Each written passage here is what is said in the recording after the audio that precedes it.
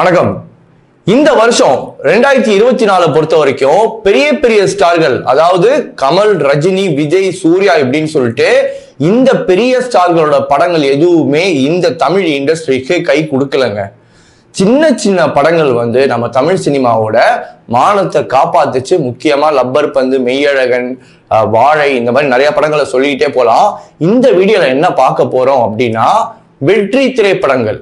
போன வீடியோல அதிக ஹையஸ்ட் கலெக்ஷன் பண்ண படங்கள்ற கமல் படம், ரஜினி படம், சூர்யா படம், விஜய் படம் எல்லாமே வந்துச்சு. நிறைய பேர் என்ன சொல்லிட்டு இருந்தீங்க அப்படின்னா, இந்த படம்லாம் ஃபிளாப் ஆச்சேன்னு. அது வெறும் கலெக்ஷன் மட்டும்தான் ஹையஸ்டா இருந்துச்சே தவிர அந்த படங்கள் லாபகரமான திரைப்படங்கள் இல்லை.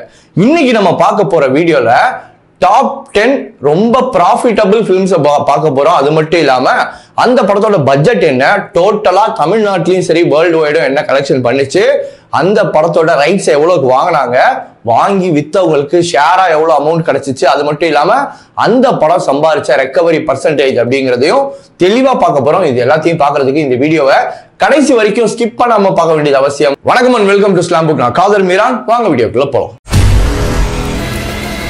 நம்ம வரிசையில 10வது ரேங்க்ல இருக்க படம் ப்ளூ ஸ்டாருங்க. அதாவது இது அசோக் செல்வன் மற்றும் சாந்தனு நடித்த படம். ஒரு கிரிக்கெட்டை பேஸா வச்சு சமூக நீதியை பேசின ஒரு திரைப்படம். ரொம்ப நல்லா வந்துருந்துச்சு. இந்த இயரோட ஸ்டார்டிங்ல தமிழ் சினிமா தள்ளாடிக்கிட்டு இருக்கும் போது லைட்டா கை கொடுத்த ஒரு திரைப்படம் அப்படின்னு சொல்லலாம். இந்த படம் எவ்வளவு கலெக்ஷன் பண்ணிருக்கு அப்படின்னு பாத்தீங்கன்னா, தமிழ்நாட்டுல மட்டும் 10,59,00,000 கலெக்ஷன் பண்ணிருக்கு.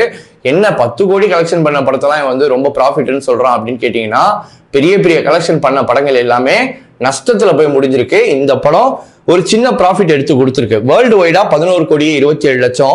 இந்த படத்தோட பட்ஜெட் வெறும் 7 கோடிங்க. இந்த படத்தோட தியேட்ரிக்கல் ரைட்ஸை 4 கோடிக்கு வாங்கினவங்களுக்கு ஷேரா கிடைச்ச அமௌண்ட் 6,24,00,000. இந்த படம் 156% ரெக்கவரி பண்ணிருக்குங்க. கிட்டத்தட்ட ஒரு 2 கோடிக்கு மேல ப்ராஃபிட்னு வச்சுக்கோங்களேன். ப்ராஃபிட்னு ஒரு அப்ராக்சிமேட்டா சொல்ல முடியும். இந்த படம் நம்ம லிஸ்ட்ல 10வது இடத்துல இருக்குங்க.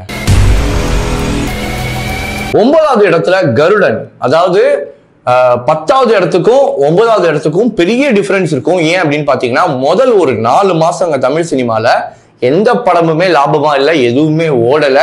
ரொம்ப தத்தளிச்சுக்கிட்டு இருந்த ஒரு டைம் மஞ்சுமல் பாய்ஸ், பிரேமலு, இந்த மாதிரி மலையாள படங்கள்லாம் தமிழ்நாட்டில் சூப்பரா ஓடிட்டு இருந்துச்சு. அந்த மாதிரி ஒரு நேரத்துல தான் கருடன் திரைப்படம் வந்துச்சு. இந்த படம் தமிழ்நாட்டில் மட்டும் 47,91,91,00,000, வேர்ல்டு வைடு 61,85,00,000 கலெக்ஷன் பண்ணிருக்கு. இந்த படத்தோட ரைட்ஸை 22,50,00,000 வாங்கினவங்களுக்கு ஷேரா கிடைச்ச அமௌண்ட்ங்கிறது 33,74,00,000, ரெக்கவரி 150%. நீங்க கேட்கலாம், 10th ரேங்க்ல இருக்கிற ப்ளூ ஸ்டார் 156% பண்ணிருக்கு. இது 150 தானே பண்ணிருக்கு, எப்படி 9th ரேங்க்ல போட்டிருக்கீங்க அப்படின்னு கேட்கலாம். நான் பர்சன்டேஜ் படி போடல, ப்ராஃபிட் அமௌண்ட் வச்சு போட்டிருக்கேன். ஸோ கிட்டத்தட்ட இதை பார்க்கும்போதே உங்களுக்கு தெரியுது, 11 கோடிக்கு மேல இந்த படம் ப்ராஃபிட் சம்பாதிச்சு கொடுத்துருக்கு. அதனால இது 9th ரேங்க்ல இருக்கு. ஸோ ப்ராஃபிட்டை வச்சு தான் இந்த ஃபுல் லிஸ்ட்டுமே வரப்போகுது. நம்ம வரிசையில 8வது ரேங்க்ல மெய்யழகன். இந்த படம் தமிழ்நாட்டில் மட்டும் 30,24,00,000 கலெக்ஷன் பண்ணிருக்குங்க.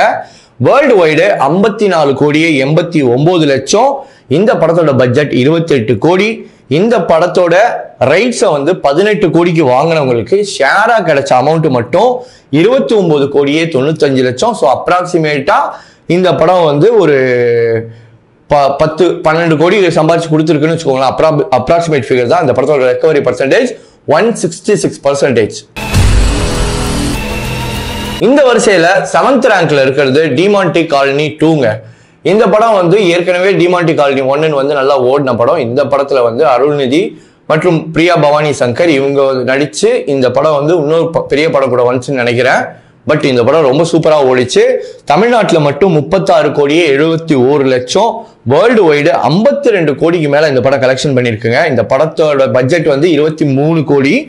இந்த படத்தோட ரைட்ஸை 15 கோடிக்கு தான் வாங்கியிருக்காங்க. ஆனா இந்த படத்துக்கு ஷேரா அவங்களுக்கு கிடைச்ச அமௌண்ட் 28,83,00,000, ரெக்கவரி 192% பண்ணிருக்குங்க. 6வது இடத்துக்கு வந்துட்டோம். 6வது இடத்துல வாழை. தமிழ்நாட்டில் 31,48,00,000, வேர்ல்டு வைடு 39,54,00,000 இந்த படம் பண்ணிருக்கு. பட்ஜெட் வெறும் 6 கோடி ரூபாயில எடுக்கப்பட்ட ஒரு திரைப்படங்க. இந்த படத்தோட ரைட்ஸை 4.5 கோடி ரூபாய்க்கு வாங்கியிருக்காங்க தியேட்டர்கள் ரைட்ஸை. வாங்கினவங்களுக்கு ஷேரா கிடைச்ச அமௌண்ட்டுங்கிறது பெருசு. 21 கோடியே 50 லட்சம் கிடைச்சிருக்கு. அதாவது 4.5 கோடி போட்டவங்களுக்கு இவ்வளவு அமௌண்ட் கிடைச்சிருக்கு. இதுல ப்ராஃபிட் வந்து பெரிய ப்ராஃபிட் எவ்வளவுங்கிறத நீங்களே பார்த்துட்டு கமெண்ட் பண்ணுங்க. ரெக்கவரி 478% பண்ணிருக்குங்க. அதாவது போட்ட காசை விட கிட்டத்தட்ட 5 மடங்கு வந்திருக்கு. அந்த அளவுக்கு ஒரு ப்ராஃபிட்டபிளான ஃபில்ம் அப்படின்னு சொல்லலாம். இந்த மாதிரி படங்கள் மட்டும்தான் இந்த வருஷத்தை பொறுத்த வரைக்கும் தமிழ் சினிமாவோட மானத்தை காப்பாத்திருக்கு அப்படின்னு சொன்னா அது மிகையாகாது. 5வது இடத்துல நம்ம எல்லாரோட ஃபேவரட் திரைப்படம் லப்பர் பந்து. இந்த படம் வந்து தமிழ்நாட்டில் 43 கோடி 24 லட்சம் கலெக்ஷன் பண்ணிருக்கு. வேர்ல்டு வைடு 48 கோடியே 85 லட்சம். இந்த படத்தோட பட்ஜெட் வந்து 9 கோடிங்க. இந்த படத்தோட தியேட்டர்கள் ரைட்ஸை வந்து 5 கோடியே 50 லட்சத்துக்கு வாங்கினவங்களுக்கு ஷேரா கிடைச்ச அமௌண்ட் மட்டும் 26 கோடியே 65 லட்சம். ரெக்கவரி 485%. அதாவது ஒரு மிகப்பெரிய வெற்றி திரைப்படம். இதுல வந்து 5.5 கோடி போட்டவங்களுக்கு இந்த படம் வந்து கிட்டத்தட்ட 20 கோடிக்கு மேல சம்பாரிச்சு கொடுத்துருக்கு அப்படின்னு சொல்லலாம் அப்ராக்சிமேட்டா. அந்த அளவுக்கு ஒரு மிகப்பெரிய வெற்றி திரைப்படமா இந்த படம் அமைஞ்சிருக்கு. 4வது இடத்துல அரண்மனை 4. இந்த படம் தாங்க இந்த வருஷத்தோட முதல் பெரிய ஹிட் அப்படின்னு சொல்லணும். ஏன்னா ஆரம்பத்துல எல்லா படமும் அயலான், கேப்டன் மில்லர், அது இதுன்னு சொல்லிட்டு தமிழ் சினிமா பயங்கரமா தத்தளிச்சுக்கிட்டு இருந்த ஒரு சமயத்துல இந்த படம் வந்து ஒரு மே மாசமோ ஜூன் மாசமோ வந்துச்சு. வந்து சரியான கலெக்ஷன். தமிழ்நாட்டில் மட்டும் 66 கோடியே 32 லட்சம். வேர்ல்டு வைடு 102 கோடி 88 லட்சம். சுந்தர் சி அவர்களுக்கு முதல் 100 கோடி படம் அப்படின்னு அமைஞ்சிருக்கு. இந்த படத்தோட பட்ஜெட் வந்து 40 கோடி தாங்க. இந்த படத்தோட தியேட்டர்கள் ரைட்ஸ் வந்து 22 கோடியே 50 லட்சத்துக்கு போயிருக்கு. 22 கோடியே 50 லட்சம் போட்டு வாங்கினவங்களுக்கு ஷேரா கிடைச்ச அமௌண்ட் மட்டும் 56 கோடியே 13 லட்சம். இந்த படத்தோட ரெக்கவரி பர்சன்டேஜ் 249%. இருந்தாலும் இந்த லாபம் அப்படிங்கிறது ரொம்ப பெருசுங்க. கிட்டத்தட்ட ஒரு 35 கோடி லாபம் வந்திருக்கு. அந்த அளவுக்கு ஒரு சிறந்த வெற்றி திரைப்படம். இந்த திரைப்படம் வந்து அப்புறம் ஹாட் ஸ்டார்ல ஓடிடில வந்து அதுலயுமே ஒரு வெற்றி திரைப்படமா மாறினது தான் ரொம்ப முக்கியமான ஒரு விஷயம். இந்த வரிசையில நம்ம 3வது இடத்துல பார்க்க போறது ராயன். இந்த படம் தனுஷ் அவர்களுக்கு ஒரு மிகப்பெரிய வெற்றி திரைப்படமா அமைஞ்சிச்சு. இது வரைக்கும் அவரோட லைஃப் டைம்லயே இந்த படம் தான் ஒரு மிகப்பெரிய கலெக்ஷன் பண்ண படம் அப்படின்னு சொல்லலாம். தமிழ்நாட்டில் மட்டும் இந்த படம் 80 கோடியே 47 லட்சம் கலெக்ஷன் பண்ணிருக்கு. இந்த படத்தோட வேர்ல்டு வைடு கலெக்ஷன் 158 கோடியே 71 லட்சம். இந்த படத்தோட பட்ஜெட் 85 கோடி. சூப்பரா போட்டிருப்பார் ரஹ்மான் சார் மியூசிக்லாம். ஸ்டார் ஒரு மல்டி ஸ்டார்னு சொல்லலாம். நல்ல பொருட்செலவில் எடுக்கப்பட்ட ஒரு திரைப்படம். இந்த படத்தோட ரைட்ஸ் வந்து 46 கோடியே 15 லட்சத்துக்கு போயிருக்குங்க வேர்ல்டு வைடு. இந்த படத்தை வாங்கி வித்ததன் மூலமா அவங்களுக்கு ஷேரா கிடைச்ச அமௌண்ட்டுங்கிறது வந்து 84 கோடியே 52 லட்சம். ரெக்கவரி 183%. இந்த படம் தனுஷோட கெரியர்லயே ஒரு மிகப்பெரிய வெற்றி திரைப்படமா அமைஞ்சிருக்கு. நம்ம வரிசையில 2வது இடத்தை பிடிச்சிருக்க படம் வந்து மகாராஜா. இந்த படத்தை பார்த்தீங்க அப்படின்னா இந்த படத்தோட பட்ஜெட் வந்து வெறும் 30 கோடி தாங்க. ஒரு மிகப்பெரிய ஹிட். இப்ப சைனால வேற ரிலீஸ் பண்றாங்க. எனக்கு தெரிஞ்சு சைனால மட்டுமே ஒரு 600-700 கோடி எடுக்கிறதுக்கு உண்டான வாய்ப்புகள் இருக்கு. ஏன்னா 40,000 ஸ்கிரீன்ல ரிலீஸ் பண்ண போறாங்களாம். இந்த படம் வந்து தமிழ்நாட்டில் மட்டும் 48 கோடியே 65 லட்சம். வேர்ல்டு வைடா 107 கோடியே 92 லட்சம். இதுதான் விஜய் சேதுபதி அவர்கள் ஹீரோவா நடிச்ச படங்கள்ல ஃபர்ஸ்ட் 100 கோடி படம் அப்படின்னு நினைக்கிறேன்.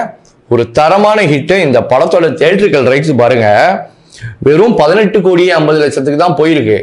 அதை கொடுத்து வாங்கினவருக்கு ஷேரா கிடைச்ச அமௌண்ட் மட்டும் 57 கோடியே 75 லட்சம். இந்த படம் 312% ரெக்கவரி பண்ணிருக்குங்க.